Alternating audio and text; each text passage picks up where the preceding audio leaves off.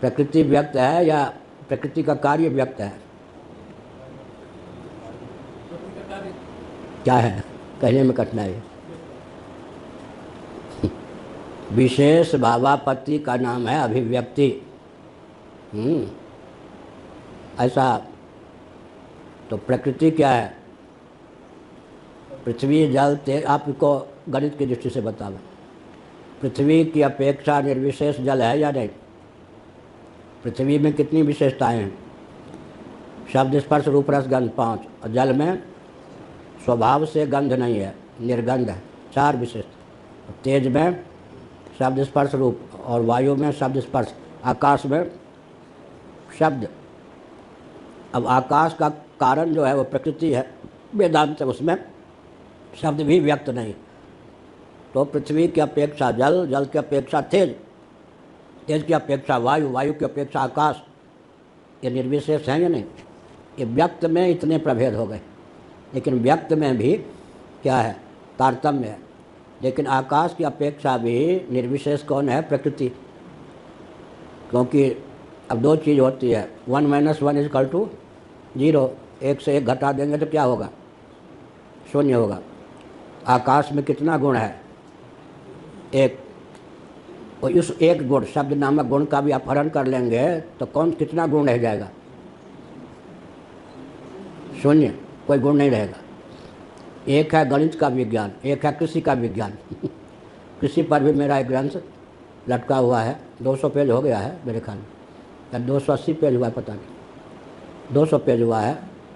कृषि दर्शन नामक ग्रंथ, 400-500 पृष्ठ में लिखना है। कब नंबर आता है कुछ नहीं कह सकते, आ ही जाएगा जो भगवान ने आधा लिखाया है। तो अब जो है बीज जो होता है ना, उसमें क्या होता है? बीजावस्था जो होती है ना, उसमें एक की बीजावस्था का नाम फिर क्या होता है? बीज है ना। पृथ्वी में डाल दिया बीज, पृथ्वी और पृथ्वी में डाल दिया बीज, डाल दिया ना, तो बीज में अंकुर इत्यादि सब विद्यमान है या नहीं? लेकिन सूक्ष्म वीक्षण के द्वारा भी नहीं दिखाई पड़ते। पृथ्वी जल तेज वायु आकाश दिक् काल का अनुकूल संसर्ग प्राप्त होने पर वो बीज में जितनी चीज़ें सन्निहित हैं कालांतर में व्यक्त हो जाती हैं। तो एक की बीजावस्था का नाम प्रकृति, और एक भी गुण न रह जाए उसका नाम ब्रह्म। ये कृषि विज्ञान के आधार पर चलता है यहाँ पर, सर्वथा गणित विज्ञान के आधार पर नहीं चलता। क्या है?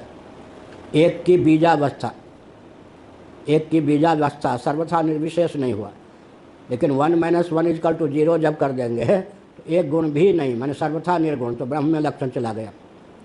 अब क्या हुआ अर्थ? पृथ्वी जल तेज वायु में गुण हुए न, नीचे से 5 4 3 2 1, जिनमें 5 गुण नहीं, 4 गुण नहीं, 3 गुण नहीं, 2 गुण नहीं, 1 गुण भी व्यक्त ना हो, उसका नाम हो गया प्रकृति। तो प्रकृति अव्यक्त हो गई। अव्यक्त माने गुण जिसमें एक भी अभिव्यक्त ना हो, उसका नाम हो गया अव्यक्त। कार्य का नाम होता है व्यक्त, कारण का नाम होता है अव्यक्त। अब प्रकृति कार्य है या प्रपंच कार्य है? प्रपंच है तो प्रपंच हो गया व्यक्त, प्रकृति हो गई अव्यक्त। गीता में व्यक्तो व्यक्तात् सनातन, हाँ 8वां अध्याय, सनातन अव्यक्त परमात्मा, अव्यक्त प्रकृति, अव्यक्त प्रपंच, 3 श्रेणी करेंगे। क्या? व्यक्तो व्यक्तात्, और का प्रश्लेष, व्यक्तो व्यक्तात् सनातन, एक व्यक्त एक अव्यक्त, एक सनातन अव्यक्त। सनातन अव्यक्त को ही अक्षर अव्यक्त कहते हैं। सृष्टि क्या है? व्यक्त, प्रकृति क्या है? अव्यक्त। दूसरी बात है शक्ति, शक्ति का नाम है प्रकृति, ब्रह्म की शक्ति का नाम है प्रकृति। ब्रह्म शक्ति रेवा प्रकृति, कहाँ लिखा है? निरालंबोपनिषद। शक्ति जो होती है वो दिखाई पड़ती है, शक्ति कार्यानुमेया होती है। क्या? शक्ति के बारे में कार्यानुमेया शब्द का प्रयोग होता है। कार्य के द्वारा कारण में रहने वाली शक्ति का अनुमान होता है। शक्ति कभी प्रत्यक्ष दृष्टिगोचर नहीं होती। पंचदशी कार्य विद्यानंद स्वामी जी ने उदाहरण दिया, अंगार दहकता हुआ, उसको छू लेंगे तो जलेंगे या नहीं? दाह स्फोट भी प्रत्यक्ष अनुभव होगा, और अंगार भी क्या है? प्रत्यक्ष है। लेकिन बीच में जलाने वाली शक्ति का अनुमान होगा वो, या प्रत्यक्ष है वो? अनुमान हो। शक्ति कार्यानुमेया होती है, इसीलिए अव्यक्त होती है। कार्य होते हैं, प्रत्यक्ष भी हो सकते हैं, लेकिन शक्ति सदा ही कार्यानुमेया होती है। इतना हॉर्स पावर, ये पावर को देख करके या पावर के कार्य को देख करके अनुमान हुआ है? इतना हॉर्स पावर जो कहते हैं, पावर को आंख से देखा या क्या किया? प्रत्यक्ष। पांचों इंद्रिय में किसी इंद्रिय का विषय बना, लेकिन इतना पावर, इतने पावर, वोल्टेज, ये सब तो शक्ति कार्यानुमेया होती है। गुलाब के बीज में, बीज माने अंकुरोत्पादनी शक्ति संपन्न पदार्थ,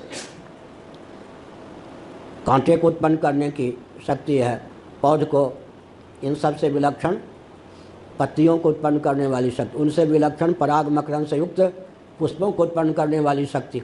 ठीक है, लेकिन ये शक्ति में भेद है या नहीं? परास्य शक्ति विविधैव श्रूयते स्वाभाविकी ज्ञान वलक क्रिया च श्वेता सूत्रोपनिषद। कार्य के भेद से कारण में रहने वाली विविध शक्तियों का अनुमान होता है। अनुमान के द्वारा जो सिद्ध है या शास्त्र प्रमाण के द्वारा ही सिद्ध है, उसका नाम प्रकृति या अव्यक्त है। ठीक।